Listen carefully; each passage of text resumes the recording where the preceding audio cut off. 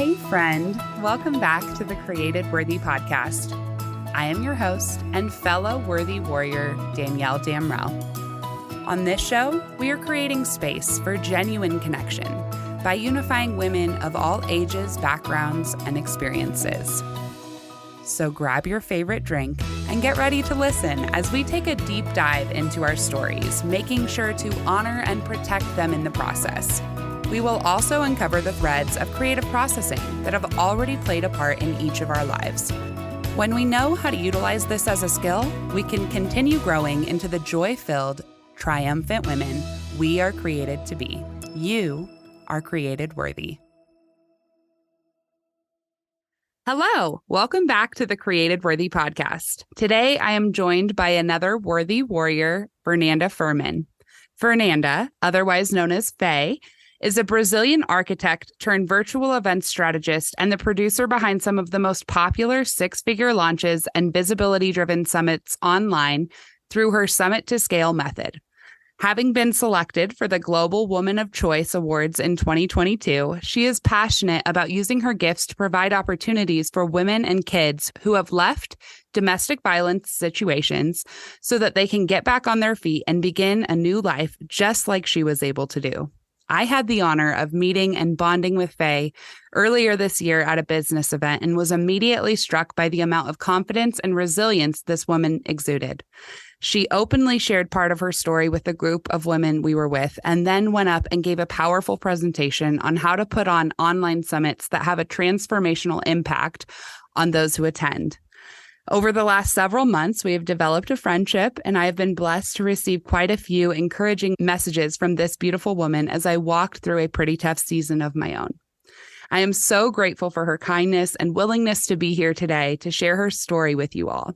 Faye, thank you so much for joining us on the Created Worthy podcast. I can't wait to hear more about your real life story. Thank you so much for having me here. And I just love the opportunity that I had in this life to meet you. And you also inspired me a lot. And your podcast is very inspiring. All the stories and the resilience and all the transformation that people are having in their lives, it's been very inspiring for me as well. Oh, I'm so glad to hear that. The women who have been on this podcast have been such a huge inspiration. Every single story has been such a huge inspiration to me. And you are the perfect person to be on this show. This is why Created Worthy exists, is so that I can provide a platform for people like you, for women like you to show up and share what messages they have on their heart. So I would love to just start with a little bit about where you're from and maybe what life looked like for you growing up. So I am originally from Brazil. I was born and raised there. I moved here about 18 years ago. And life growing up was a lot of ups and downs. I was born into a very poor family. Then we became rich overnight, like very, very rich. What? And then we lost everything. But one of the things that I remember through my whole childhood, it was a fun and loving family. We always did everything together. And I remember my whole family were all about connection. My friends were not outside of my family. My best friends were all my cousins. And we still friends to this day. So I always learned that family, we stick together. We have each other's back, even though we don't see eye to eye in a lot of things and we don't agree. And sometimes we fight and we have disagreements, but we are there for each other no matter what. Yes. So that was my experience growing up. And that's what translates into my life right now. I love that. So can you tell me a little bit about your journey of coming to America and building a life here? What brought you to making that huge decision for yourself and then eventually building your own family here?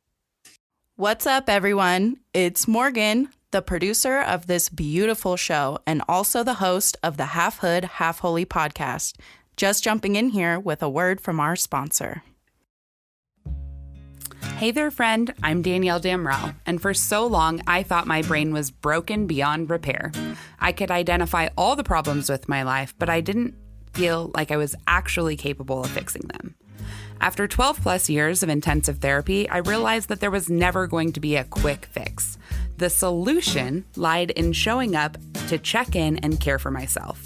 Time where I set intentions like processing who I am at my core and processing what it would look and feel like to be fully present in order to authentically connect with my family, friends, and my community. Healing doesn't happen overnight, and everyone's journey looks different. Developing resilience happens through continuing to persevere in the hard times and finding peace and joy in life, even when you're walking through an overwhelming, confusing, or even downright scary season. This realization is how I discovered creative processing, a method that combines many coping skills and mental health tools into a tangible action that has immediate grounding effects. And the best part? You're probably already doing it. But now, I have finally found a way to show you how to utilize it as a skill in your everyday life. I would like to invite you, yes, you, to join me for a free creative processing workshop. Our intention is going to be to process you. I will take you on a journey of what it looks like to actually put creative processing into action. Taking time to process who you are at your core is not selfish. In fact, think of this as a whole new way to practice self-care, a way for you to dive into your subconscious and draw out all the ways that you are uniquely you in order to create space in your fast-paced life to dream and overcome all the creative and emotional blocks we all face all the time. Sometimes we just need a little guidance to bump us back into living in alignment. So come, bring your favorite pen, download the guidebook that I've created just for you, and let's process through creating together. I want to take a minute to speak directly to any mamas for a second. As moms, we don't always feel like we have the right to slow down. But the truth is, your mind, body, and soul needs you to slow the frick down. You need time to check in and care for yourself. So schedule a babysitter or put your husband on kid duty, because I promise this is an opportunity for you to fill your cup. This month's workshop is Saturday, February 18th at 10 a.m. Mountain Standard Time. All right, everyone, the link to register is in the show notes. Save your seat today, and I'll see you there. Hi, everyone. It's me again. I just want to say, I've actually been through this workshop twice now, and I am not the meeting/workshop type of person, and she's not lying when she says this will really help you connect with yourself. Not only that, but I have experienced how close my connection with God can actually be when I just take time to really focus in on me. So just give it a try. What's there to lose?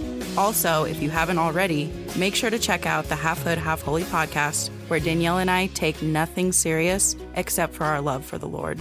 It's a pretty explicitly Christian comedy podcast, so make sure to listen if you want to laugh a little. Okay, back to the show.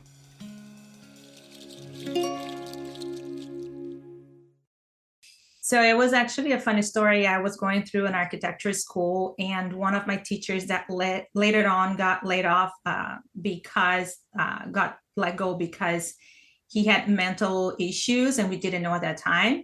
He failed me in one of the classes. And going through architecture school in Brazil is really hard. Like, it's 7 years of classes. It's not easy at all. Wow. So I just felt like unseen and unheard, because I was trying to explain how I was in every single class, and he failed me saying that I was not present in enough classes. So I remember walking out of that class and saying, you know what, this is it. I'm going to give up in architecture 6 months before my graduation. And I looked at my friend and I said, you have an auntie that lives in America, right? And she said, yeah. And I said, so we're going to America. And she goes like, what do you mean? We need a passport. And I said, okay, how do we get one? And we left the school, we went to go get a passport, and they were like, oh, you need a passport picture. Okay, what do we need to do? Where do I get it? And that day I got everything ready to go, and I set up my interview to get my visa. 2 weeks later, I didn't have any money. Back then is when my dad lost the money because of the economy and how the government changed.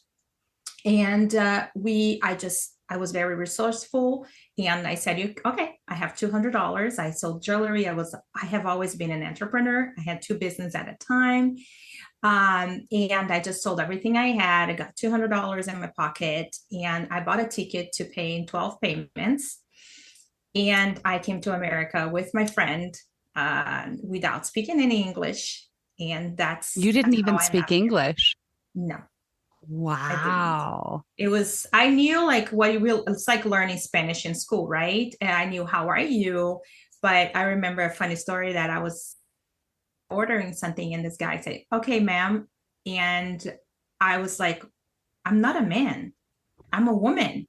And and later on I learned that ma'am, it was not man, it was ma'am. Yeah. So yeah, so I didn't have any English or any experience in America. Wow. Oh my goodness. So what did you do when you got here? Did you end up working in architecture? No, so when I first got here, I worked at McDonald's. I worked babysitting. I worked cleaning houses, even though that one was not successful because I grew up with a maid. So I was not really good at cleaning. But I did whatever, it takes. I wanted to learn English, and I always had a dream to work in an architectural office. So I went back to Brazil. I finished my degree. I graduated, did my master's degree, and then I came back here, and immediately I started working as an architect. Okay. And did you work with like a corporate company? No, it was a small architectural firm. So I was like the right hand of the architect. I was like the brain behind the designs and everything that was going on for that architect. Okay. That's amazing. So what were you doing like personally? How did you make friends and did you start dating? Yeah, so for me, it was always easy to make friends. I have always been that person that I would go into a party without knowing people, and I would just become friends with everybody personally. That was not the hardest thing for me. It was hard. It was like the language barrier that was not so easy. Mhm. But I decided have always been very intentional in my life, and my intention was to learn English. So intentionally, I decided that I was not going to be surrounded by Brazilians because I knew otherwise I would not learn the language. So when I first got here, the second time I came here, I was working as an architect, learning English. So I decided to just be surrounded by Americans, and it was a tough time because it's almost like I was denying my culture. I was denying who I was. Mm. And that's, my subconscious, I was not always happy because I missed who I was as a person, as, surrounded by my culture. And that's when I ended up getting into a marriage back then, not the husband I have today, but my ex-husband, who I ended up becoming, kind of hostage and Mm. in a domestic violence situation. Wow. And and that happened here in America. Yes, it happened in Los Angeles, and that was about 18 years ago. Wow. So what did you do to escape that? So it was very hard because a lot of women, when we are in that situation, we don't see that. We don't see that you are in that situation. And sometimes you think it's your fault. And culturally, I remember telling my grandma what was going on. And she's like, "What did you do?" And there's always coming Oh my gosh. to the woman, like, "What have you done to trigger him?" And my mom, who always raised me to be an independent woman, not rely on men, she was like, "Okay, man has those days. You just have to kind of let go and be patient and keep praying for him." And inside of me, I knew something was wrong, was off. And I found out, I never heard about anybody talking about domestic violence in Brazil. Now it's different there, but back then, domestic violence is only when you get hit by somebody like really bad. So I end up finding support with the shelter, and then I had a friend who helped me moving out of there, and I left the house. I went to a shelter, And he found me on a shelter. Then I had to be transferred to another shelter in San Diego, in another city. And that's how I end up in San Diego. Wow. And San Diego, is that where you met your current husband? Yes, I was his roommate. So how about that? Tell me a little bit about that. So it was that place where I was in that place where I didn't feel comfortable living with girls, because I knew my ex-husband would find me, and he would not respect the fact that there were other girls. So I was feeling more confident living with a man. And when I saw my husband, I found he had a room for rent on Craigslist, and I found him in there. I answered the ad, and the minute I walked in, I just felt like that was home. And we became friends from day one. We became best friends. And that was 17 years ago. Wow. That's incredible. And I'm sure that time of like, you were still basically fleeing that hostile marriage that you were in. And then you walk into a home that you're just trying to find safety and refuge in, and meeting someone who you're like, whoa, you could be my person. How was that experience? So for me, it was not even like that Okay. That could be my person. I was not looking for love. Right. And I believe that everything that happened in my life happened not to me, but for me. And I always try to have a better outlook of things, instead of trying to blame people or to blame the situation and feel like a victim. I always try to look at things like, what do I need to learn from this? Who do I need to become at the end of this situation, right? And I see everything as an opportunity for me to grow and to become a better person, a stronger person. And I always saw things like, where am I going to need to use the skills that I'm learning right now later in life? Because I know that's what's going to happen. And I feel like, cool, you can pass the test the first time, or you can keep taking the test over and over and over and failing. Yeah. So for me, when I met him, was more about, okay, I feel safe, but I have always been very confident. In my whole life, I have always been a person of decision, and I always have been confident. And when that confidence started to, somebody tried to shake my confidence, like my ex-husband was trying to shake my confidence and telling me who I was and who I was not, that is when I became aware that this is not healthy. Yeah. And inside of us, a lot of times we have, even the person that's the most confident person, we're going to have moments where we let our guards down. And those are the moments that people can really kind of pierce into your heart, into your confidence. And I felt that back then, when that happened, I was so aware of who I was that every time somebody told me, oh, you're nobody in America. Who do you think you are? You're just an immigrant here. You should be cleaning houses, which there's nothing wrong. I did clean houses. You just should be a maid in here. There's nothing wrong with that. I was a babysitter. But I knew at that point that I wanted more for myself, and that was not my passion. That was not my path. So every time I heard those words, I would not reply or argue, but inside of me, I would just repeat to myself, you know who you are. You know who you are. You know what you want. Where did that confidence come from, do you think? I think it comes from, the earlier ages. Since I was little, everybody always trusted me with big things.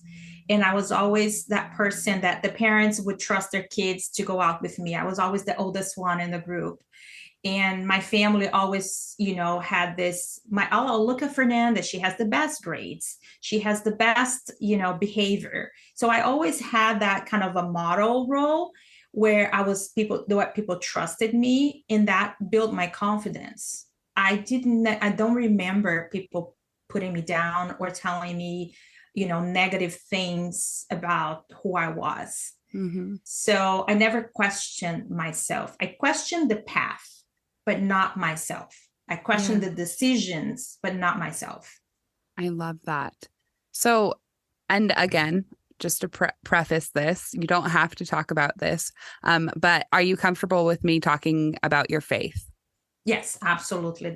Okay. I don't believe I am who I am today without my faith. And I would say that through those moments where I was going through the domestic violence with my ex-husband, God has shown so many times. Like, for example, my mom kept telling me, go to San Diego. You have a friend who lives there. And I was like, Mom, you don't understand.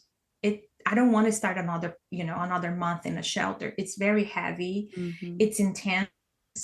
I don't think I can do this again. And she was like, please go to San Diego. I will feel much better knowing that you're not in the same city that he is. So I said no. And then I walked into the door and the psychologist said, hey, we need to talk. Your husband found you here. I need to let you go. In that moment, it was almost 5 o'clock in the afternoon, and I was in a city where I didn't know anyone. My only friend was out of country, and I was literally homeless. Like, where am I going? I don't have any money. My mom can't transfer money, So I remember going to my bedroom and just packing and feeling very disoriented. And then 5 minutes later, the psychologist comes in and say, you know what? You can stay tonight. I found a shelter for you in San Diego. And that's God. So I knew that was God showing my mom, telling my mom to prepare my heart. That was the path. And there was a day where I just thought about giving up. And I was like, this is too hard for me. And I don't think I can do this anymore. I don't see any solutions. And I walked into Wendy's, and as soon as I opened the door, the song, it's almost like the whole world stopped and I could only hear the song. Don't worry about a thing, every little thing, it's gonna be all right. And I was hungry, I didn't have money, and somebody came and bought me a sandwich there, a hamburger. So there are many situations in my life where I was surrounded by signs that this is how it should, this is the path I should be going through. Yeah, that is a beautiful testimony of God's provision and his grace and him seeing you, even though you felt so unseen and so unheard by this, by your ex, and then him providing a way for you to build the life that I am sure that when you got married that first time, you probably were dreaming of having kids and living this life that you're now able to live.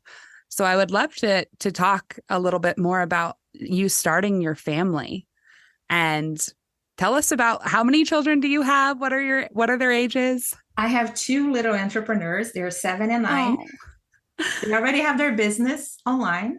They're working on it. And here's the funniest thing. I never thought about having kids. Really? Okay. So that wasn't something that was really in your plan. No, then. I never be married and having kids. It's not that I didn't want. I never thought about it. It's like somebody saying, do you want to go to Bali? I don't know. I never thought about going to Bali. You know what I mean? Yeah.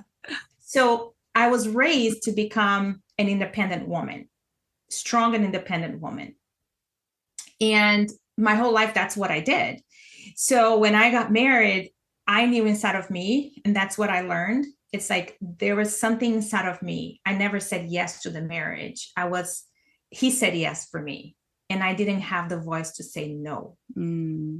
I didn't know how to say no. And this is what I'm learning in this.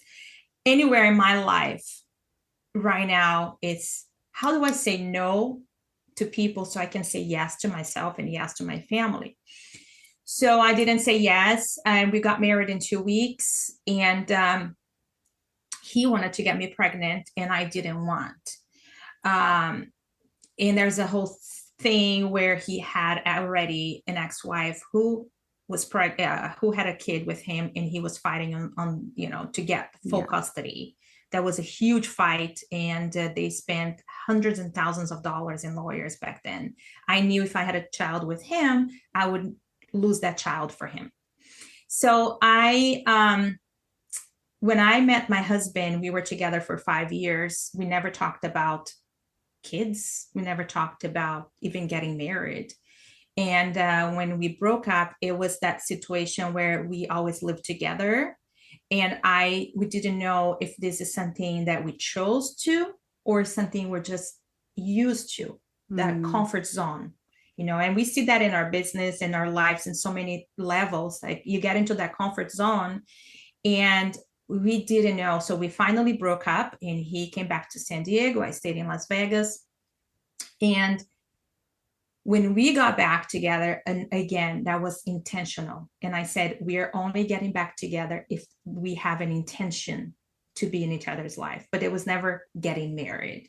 So he proposed, we got married. And then 2 years into the marriage, somebody talked about having kids. And I'm like, kids? No, we don't have kids. And they're like, oh, but you guys are still young. You still have time. And I'm like, oh, wait a minute. I am 38. I mean, I'm not that young. So I remember coming home with my husband. We were walking down the street and we're like, do you want to have kids? And he's like, I don't know. We never talked about that. And we're like 7 years together. And he's like, what do you think? I don't know, but I don't have a lot of time. So let's try. And then we got pregnant the first time. And right away. Yeah. The first time, we got Wow. pregnant. And then I had a miscarriage. And I didn't know how common it is for a woman to have miscarriages, because a lot of times we don't talk about things. Yeah. And it wasn't something that you were exploring even. So, no. Yeah. So 2 months later, he's afraid, oh, let's not try it again. That was very hurtful. And I said, no, we are all in for this. Intentionally, I want to get married. I want to have a child. And then we had the first child. And then I had 2 miscarriages in between my second child and my first one. Wow. Then I had my second one. And for me, it's been like this. I have been understanding how women, sometimes we to protect our hearts, we don't as a failure, or that we're less. So we don't talk much about the things that happens that is so common. Like, for example, having a miscarriage, right? Mm-hmm. It happened so many times.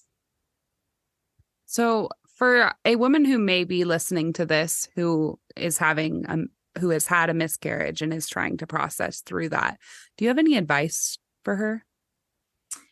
My advice is that the whole time I was focused on the outcome, like that. For me, I wanted to have a baby, and it was very hard to go through the process of the miscarriage because I was so attached from day one. I was attached to the outcome. I was attached to the fact that I wanted to have a baby. So I spoke with a lady that she was trying to get pregnant for many, many years, and she could not get pregnant. So I started being thankful and grateful for the fact that I could get pregnant. And I was like, thank God that I can get pregnant. So I was like one step ahead of another person that could not get pregnant. And then I started being thankful for that. And so gratitude, it was the key for me. And I remember I allowed myself to cry. I allowed myself to be sad. And then I just remember saying, okay, now it's time for me to put myself together, grateful, and I want to try it again. It doesn't matter how hurtful it was. I want to try it again, and I want to try it again. Wow. And that's the resilience in you that I connected with immediately when I met you, your confidence and your resilience. Yes. And I just feel like a lot of the times, one of my husband's friends said, oh, she's old, because I was 42 when I had my second child. And he said, she's old. Maybe the reason why she is not having, full term, it's because this is going to be a baby that's going to have a problem. So the body's terminating it. And I'm like, this is so not right to say. women are having babies later and later. I feel young, right? And I just didn't feel that comment, and be very careful who you listen to. And Yes. I decided that I was going to filter who had the power to speak into my life. Yes. If their words are creating, because God created the whole world with the word, right? So our words should be used to create things. And if somebody's using their words to create something negative in my life, I'm sorry, I do not accept or let that enter. I love that. I'm like writing it down, filtering who is allowed to speak into your life. That is such a powerful point to really talk about and to bring up, because I think it's easy. For some reason, people feel entitled to speak into your life, regardless of if they have any knowledge of really who you are, what's going on with you, but specifically with women's health and with miscarriages and pregnancy and all of that, like being able to step back and be like, this person doesn't have any power over who I am, my story, or any of the decisions that I make. And I'm going to put a hard stop on that. No, I am not allowing your words to penetrate my heart, because you do not speak truth. We are speaking life over me. And if you are not here to do that, and you are not here to help me move forward and rise up, then you have no power and you have no say in what I do. That is so true. And I feel that happens in so many levels, especially when people don't understand who you are, what you do. When I changed careers at 47 years old, okay, I dedicated my whole life to architecture, project management, interior design, and I still love that. But I knew God put in my heart there was something else. And that was before the pandemic, just before the pandemic happened. And I decided that I didn't know what the next step was, but I trusted. I trusted that there was a next level that was ending, that season was ending for me. And I didn't have anything lined up. And I remember when I told my mom, I'm going to quit architecture and I'm going to the online world. And my mom was like, oh, do you have anything lined up? And I said, no. Whoa. So first you need to line something up, then you quit. What a mom thing to say, right? Right? It's the security. Yeah. And I understand that people sometimes they will say things to you, not because they want something bad, there's negative. It's not. Yeah, they're not trying to like say that you're not capable of it, but they're just like protective. And your mom is somebody who is, protective of you and wants to make sure that you succeed and have the best opportunities ahead. So, especially with little kids. And my husband had started his own business. So we didn't have that financial security for me to do that.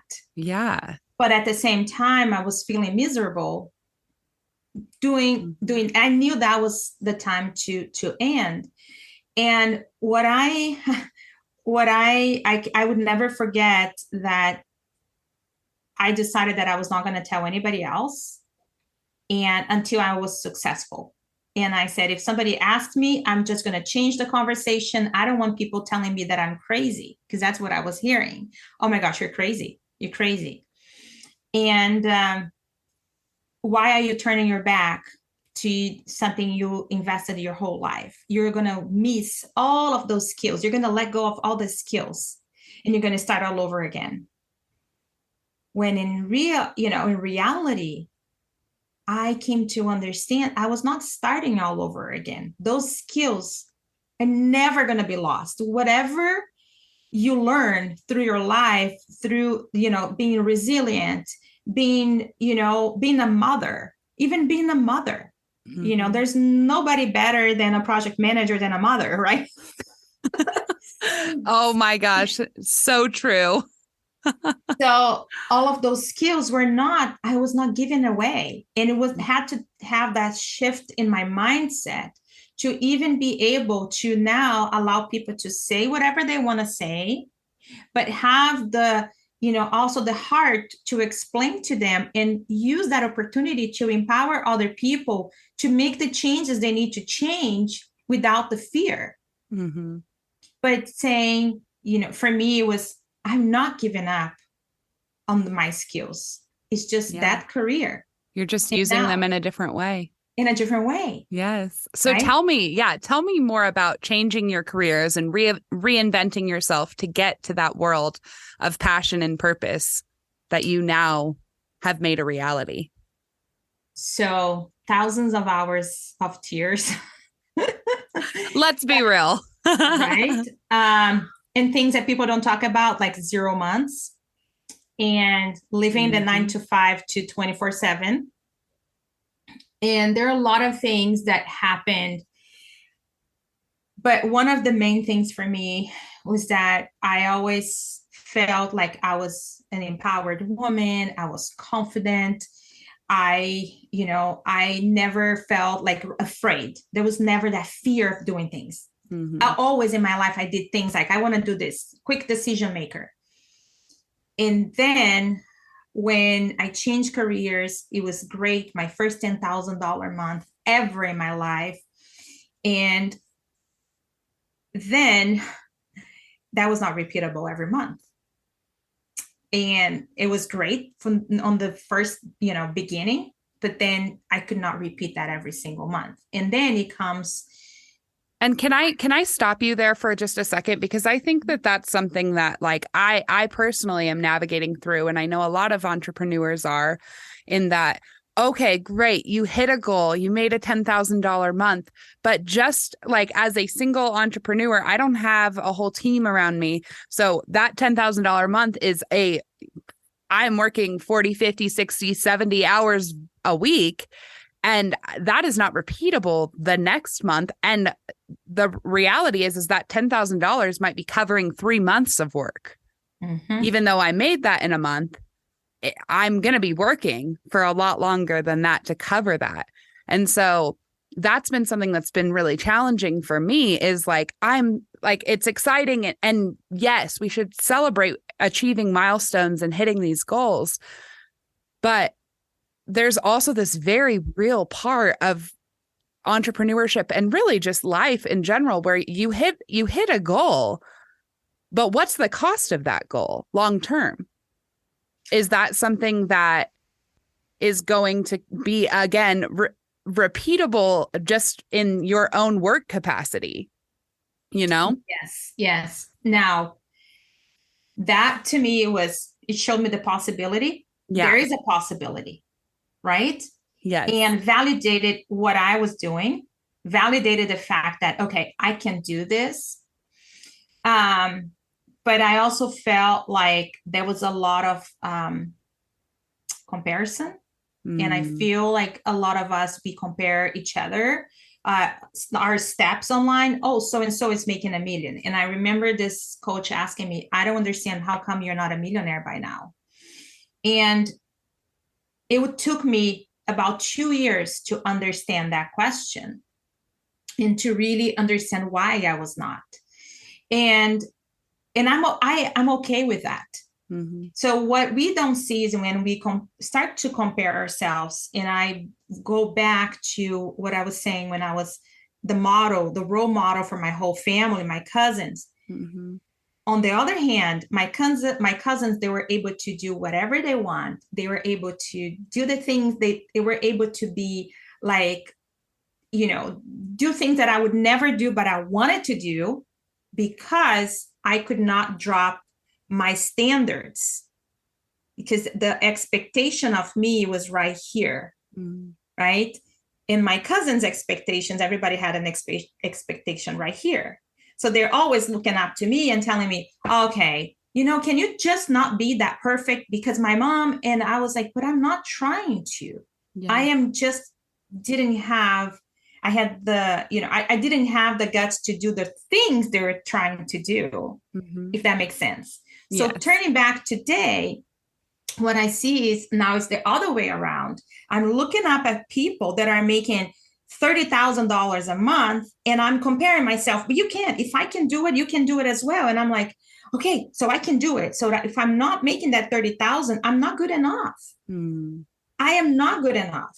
And then one day I looked back and I said, what is the difference in between where I was in comparison to my cousins and where I am right now in comparison to people that are making $30,000 a month?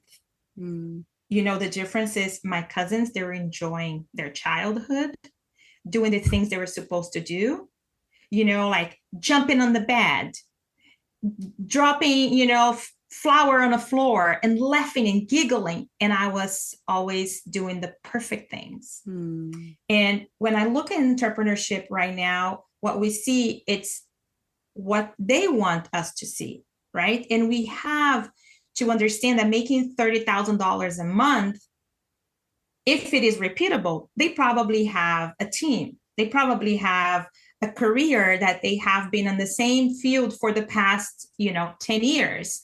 They're just scaling to 30,000 while I am just starting off. So I learned that we can't compare in this industry because you don't see what goes behind the scenes for them to make that 30,000. Maybe they make 30,000, but they also spend $25,000 on Facebook ads. Right. And I think a lot of what you're saying is pointing back to finding peace in the process. Enjoy. Right? Enjoying the process, choosing joy along the journey instead of being caught in that cycle of comparison, which is so easy to do. Whether you're in the world of entrepreneurship or not, we live in a digital age where you can see what people put out about their lives, but you don't know what's going on behind the scenes of anybody's life. And I feel like just like with a relationship, right? There's layers. You build up layers. And for me, it was like, okay, you start dating. And then you build the next layer. Let's meet the family. Then the next layer, I love you. You say, I love. Then the next layer, you are building up the layers. And what this new culture of everything in the box, everything is ready, and everybody does the same thing all together. And let me tell you how I do my thing. And we all have to do it the same way.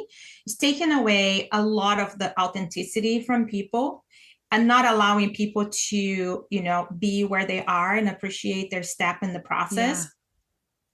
And building very strong foundation. That's exactly what I was going to say. I was literally just about to say that exact same thing. We have lost sight of the value of building a strong foundation, whether that's in life or in business or in your family or in anything. There is so much more value in having a strong foundation that you can continue building on and celebrating those little tiny steps forward, those smaller milestones. You don't have to consider making $30,000 a month as your one step forward. No, you don't have to have the most well-behaved children to celebrate the fact that you had a win as a mom or a dad, as a parent, or have the most perfect marriage, be going on date nights every Wednesday or every Friday for your marriage to be good. No, it's about your foundation. What have you done to build that foundation? That's what I've been working on in therapy, actually, a lot for the last 2.5 years. We've really focused in on Danielle. My therapist told me, she's like, Danielle, what does it matter how successful your business is if you're mentally unstable, if you feel like you're spinning all the time and you don't experience any joy or peace in your life, you don't enjoy any of the blessings that are coming in, or you don't see the opportunities, you don't have clarity. What does that matter? You have to focus on doing the work for yourself in those small ways and building those foundations, building those systems. And sometimes that does look like those $0 months, but that's a monetary, putting a monetary value to something that's not monetizable. You can't monetize your foundation. No. And the thing too, once they're there, you just build the next layer up. Exactly. Right? So, and that's what I decided to do. You know what? I had to take 2 months off, like literally unplug. And I felt like social media was being so toxic to me. I could not even because I knew being behind the launches and summits, I knew some of the coaches that were putting stuff out there, I knew those were not real numbers. And I knew that a lot of people have been misled in the industry where everybody wants to make it, especially, coming now, we are in a year where we see the recession here. Mm-hmm. And there's so many people that are coming with a very good heart trying to make it online. And I feel that a lot of people that don't make it online, it's not just because of them. It's because of the obstacles that they find by having the wrong accountability, by being in the wrong system, the wrong, communities, Mm-hmm. where it's all about the money, it's all about the numbers, it's all about, and people are not looking at the connections. Mm-hmm. The connections are the foundations for any success you want to have in life, either, friendships, husband, business, your kids, like And with that, the community that I have, right. I have something happen to my kids that I'm like, I don't know how to deal with. I have this foundation that the community that I can go to and say, what do you think? And I Right. know the advice that's coming to me, I'm not letting just anyone tell me. Yep, exactly. But I chose intentionally, and I feel like that was the word for me this year, was intentionally. I chose to be surrounded by people that will speak words in my life that are going to be the truth, even Mm-hmm. though it's going to hurt me. Mm-hmm. But they're coming from God. They're being used by God to help me overcome my own fears, to see my blind spots, and to get out of this, the cycle of that your mind goes into, where it's like, oh my gosh, it's too hard. This is only happening to me. And when you go out and you talk to other people, oh yes, I also had a miscarriage. Then you go like, oh, so there's nothing wrong with me, right? Mm-hmm. No. Exactly. Oh, you know what? I also had an argument with my husband. You Right. guys have arguments? Like, Yeah. you guys are the perfect couple. My kid is misbehaving. What? Then it kind of becomes like validates that you were just a person in this earth. Yeah, you're a human being having a human experience. I heard a quote yesterday that was like, we are spiritual beings having a human experience. And I was like, that is it. We are all spiritual beings having a human experience, which means none of us can live perfect lives. Yeah, oh, go ahead. And one of the things is that I had to understand is like, when I changed my career, I felt powerless. I felt unheard. I felt unseen. I felt like I'm just a mom. Mm-hmm. And I didn't have that voice, right? But meeting other women, being surrounded by women, especially women of God, that have spoken, really spoken life into me, that it's little by little, that confidence, it's coming back. And I looked at pictures of me. I just did this last week. I got my pictures from Facebook from who I was when I first got here. And I went into my pictures and I was like, describe this woman. And I started describing myself like fearless, powerful. And I was just like, I could see myself in that picture. And then I got a picture of me right now. And I was like, how would you describe this woman? And I'm looking at both of them, like both pictures side by side, and what I wrote about them. And I'm like, where's the gap? What happened in between? Yeah. That those words are not aligning to this. Yeah. Well, it sounds like what you're describing is kind of creative processing. So I want to pivot the conversation real quick into creative processing. Creative processing is a tool that we all use to activate our creative minds to process a certain intention. So the fact that you keep bringing up intention just affirms everything that I feel like God has been working in me over the last few years about the power of intention. So with that, I use a simple prompt. The purpose of whatever your creative outlet is to process whatever your certain intention is. And for you, you shared in the pre-interview notes that taking a bath when you're stressed, or worshiping while you're working, or hugging your kids when you're feeling sad, those are all ways that you creatively process. So I put together a little prompt just to apply it to your life, that you could use. The purpose of this bath or this walk or this hug is to process marriage or motherhood or whatever else really is weighing on your heart at that moment. So my favorite part about creative processing is that we all do it. Even if you're not creative, I always say, even if you're not creative, just tell someone your story, and I promise creativity will show through. It doesn't matter how, like, what you have associated as creating. Creating is not art, just art, creating a physical object. And the difference between creative processing and the creative process is the creative process is tied to some type of external result, where creative processing is tied to an internal result. And really, usually it's an immediate change.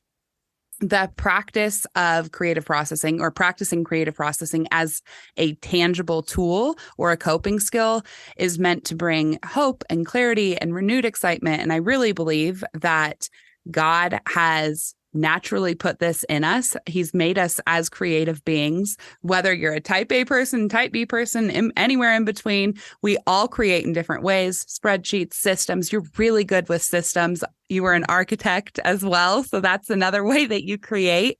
But the whole point in this is just the act of slowing down enough to connect with yourself intentionally, and how that typically has an immediate effect on our minds psychologically. It's one of those, like, when you know better, you do better types of things.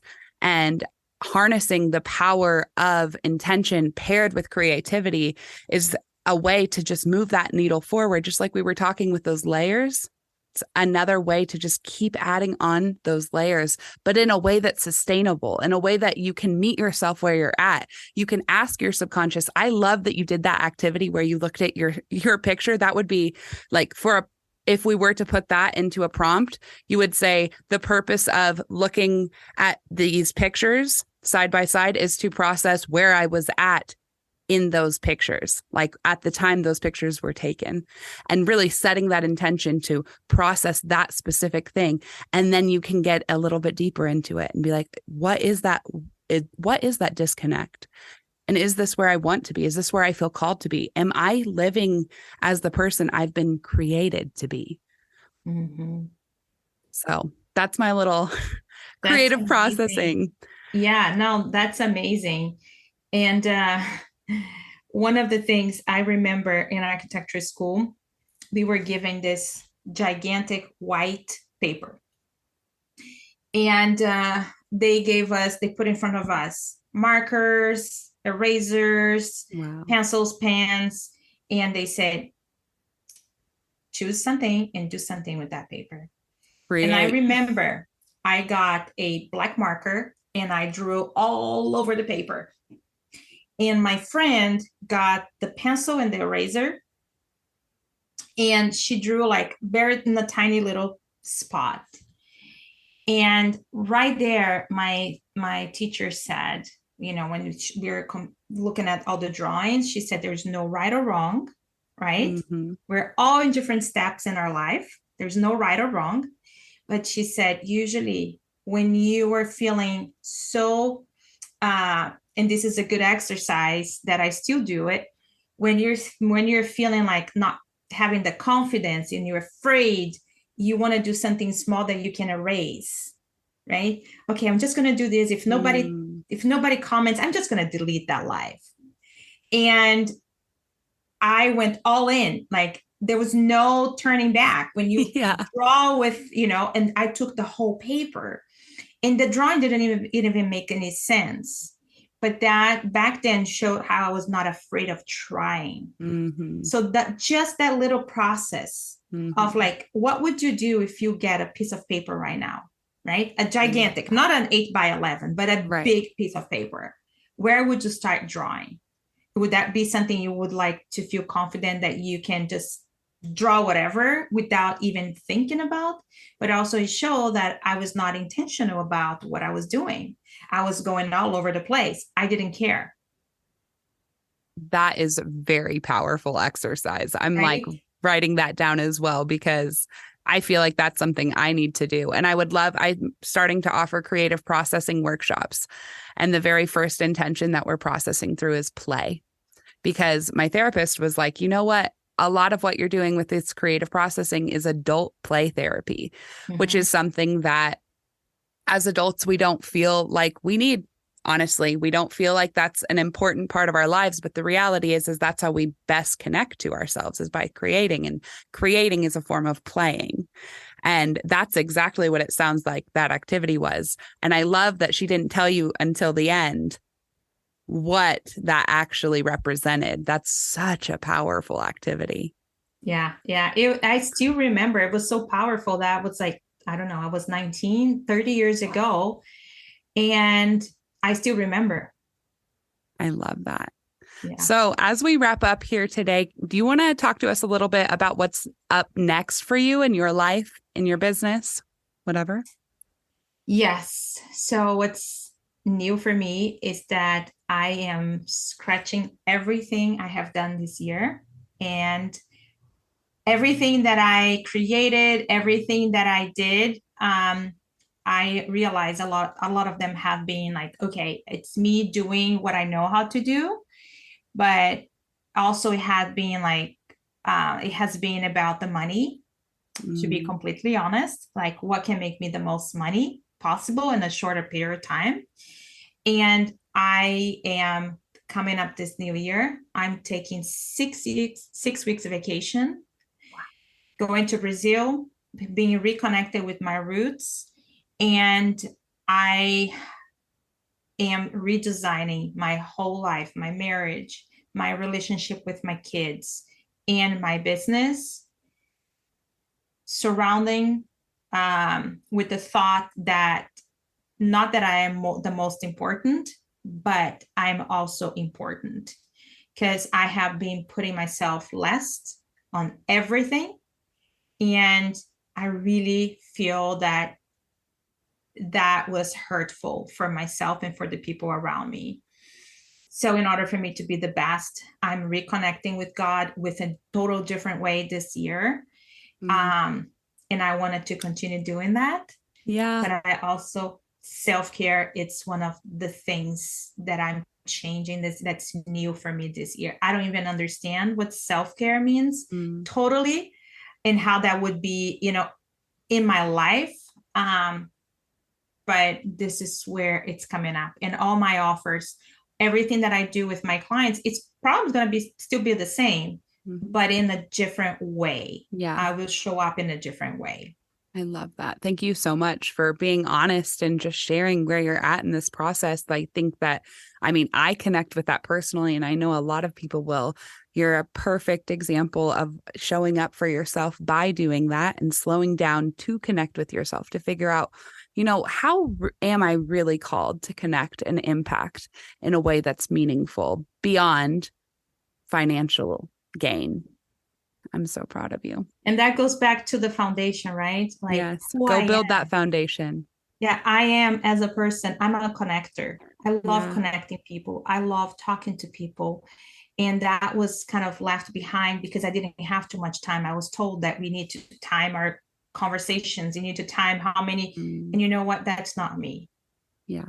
So it's being authentic and taking care of me in the first place and being happy. Right? I'm so proud of you. Thank you so much for this space. It was so good to talk through. I almost feel like it was a therapy session. Oh, so good. Well, my goal is to make it just in real, authentic conversations. I think that's where the power of our stories really shine. This is a place where you can be authentic and you're not going to be judged. And you have the power to extract that. Oh, you are amazing. Gosh. At that. I have the Holy Spirit bumps. Thank you so much. Well, Faye, I am so grateful to have spent some time with you here today and for your courage and vulnerability to share your story. Please keep sharing your powerful story and providing opportunities for others to find and step into the freedom-filled lives that they have been created to live. You, my friend, are created worthy.